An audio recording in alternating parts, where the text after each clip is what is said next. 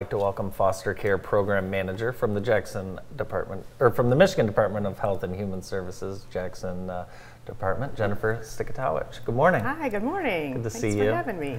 So foster care, it's actually is a foster care month. It is Foster Care Month, yes. You're always looking for foster parents. Yes. We never have enough. We never have enough, so yeah, I'm kind of here today to talk about that and how the urgent need for foster parents here in Jackson and statewide as well. And it's also a month to celebrate our foster parents and to thank them for what they do for us. So we have about 10,000 children in foster care in Michigan. Correct. How are we doing kind of in our county? Yep. So for Jackson County, we have 171 youth in Wow. foster care. Yeah, it's come down a little bit in the last few years. So we do a lot of work around some prevention services and avoiding, the removal into foster care. Yeah. What's the difference between a foster parent and an adoptive parent? So a foster parent is really a short-term placement and home for a child that needs just a safe place to stay while we work with families, and the goal is always to reunify and send home. So the foster parent is more of a short-term stay. It could be up to a year, but that's shorter term. And an adoptive parent would be someone that would adopt a child out of the system for a long time, until they're 18. How do you become a foster parent? What's the process like? Is it super complicated? Not that complicated.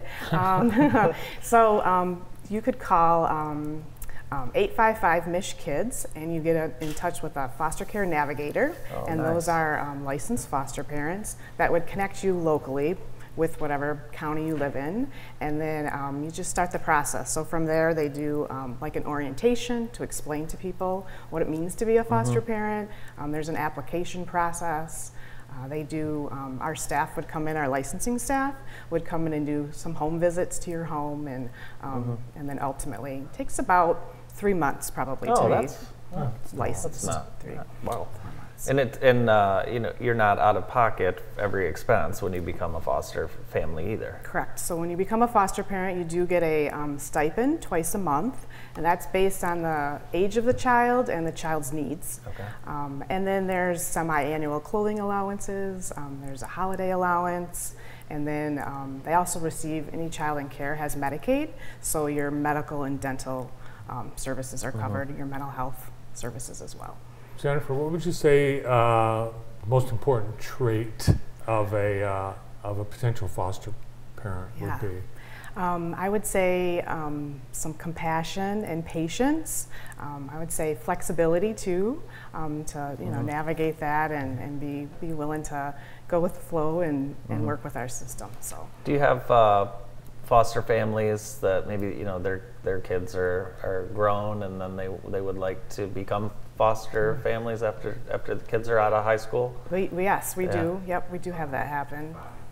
Yeah. We also do some mandated reporter trainings locally in the area, and I've spoken to some, even out at Spring Arbor, some college kids that have had their parents took in foster kids, and so they are interested as well because that's what they did. So that's a good recruitment process. So with Foster Parent Appreciation Month, what kinds of things are happening to show appreciation? Yeah, so for us, locally in Jackson, we are going to host a kind of a kickoff to summer event and appreciation at Kiwanis Park. And so we will be celebrating our licensed foster parents and also our relatives that are in, that may take in kids in foster care. So we celebrate relatives that are licensed as well as licensed foster parents. And we'll have a picnic with some games and food and small gifts of appreciation for them. You also have support groups because foster parents are dealing, in some cases, with children in pain or distress, and they need a network of help. Yeah, and we did a lot of support groups. So with the pandemic, a lot of things were online, and we continued to have those support groups, even like Zoom calls or meetings. And then now we've started to get back into in-person. So there is in-person support groups for our families. How many children do you have that you could place now in foster care in the county?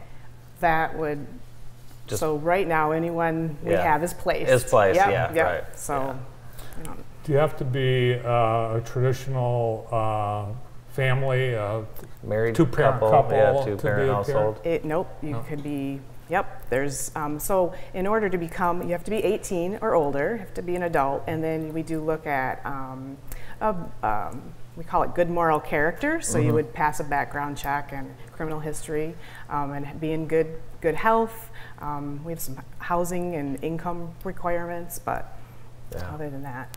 So once they leave, you've got them for, could be a few days, could be a few months, right? Correct, yes. And then the goal is to get them back to the family they came from? Yes, absolutely. That's always our number one goal, is to return children home. So when they're in foster care, some foster parents do what we call like respite, so short-term care. They may have a child for a week or something before we may find another placement or find a relative that's appropriate.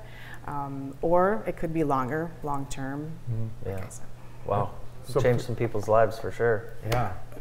And you're hopeful that while the child is in foster care, something's happening with the family to fix whatever the problem was. Yes, then our foster care workers work with that family and provide them the services they need, and therapy service, some parenting classes, any mental health treatment, substance abuse treatment. So that's what we do as foster care workers, is work with parents. A lot of good work going on behind the scenes. Yeah, and it's and I think there's some things that you're trying to do above and beyond, like make sure the child stays in their hometown, Correct. or at least in their county. Yes, we look at keeping them in the same school district that they're in. That's a big goal too. We also look at keeping siblings together. So we're always looking for foster homes that may be able to take subgroups of 2, 3 or more, so we can keep those siblings together, because we know that's very important as well. So they've got up to 3 months going through the process of applying and the background checks and everything. But then for someone that's never been a foster parent, is there like a training program? Yep, there's lots of training. So there's a training process statewide that anyone interested in being a foster parent would go through the same training. Okay. So that's held locally. It's called GROW here in Jackson. And so yes, lots of hours of specific training on trauma and any of those type of things. And they can be any age. You could have like a 6-day-old baby. Yes, yes. Oh, we wow. have newborn all the way. Yeah. We also have a need for foster parents for teens. Okay. So that's a tough age to have. But we always are looking for homes, even 12 and up, I would say. Yeah. Is especially important. So what would you say to someone who, maybe they've been thinking about it, but just haven't made the call, or taken that step to find the next information? What would you tell someone? I would just say that we as a department are very supportive and will help you through this process and help support your family as well as the child to get you through. Very important, like you said, change and support kids and keep them safe with that ultimate goal of returning home. But it's a very rewarding, helpful thing to do as well. And with the pandemic, did we see an increase, decrease, any change? We kind of stayed the same. We have amazing foster parents that, stuck through all of that and stayed. Yeah. So we were starting to see, always just need more, but the pandemic it was great to see that community stick with it and help us and continue with that. Thank you so much for being with us today, and I hope anyone who's interested or wants to learn more gives you guys a call to check it out. Thank you. Thank you. Jennifer Sczykutowicz, Foster Care Program Manager from the Michigan Department of Health and Human Services here in Jackson. More of the morning show right after this.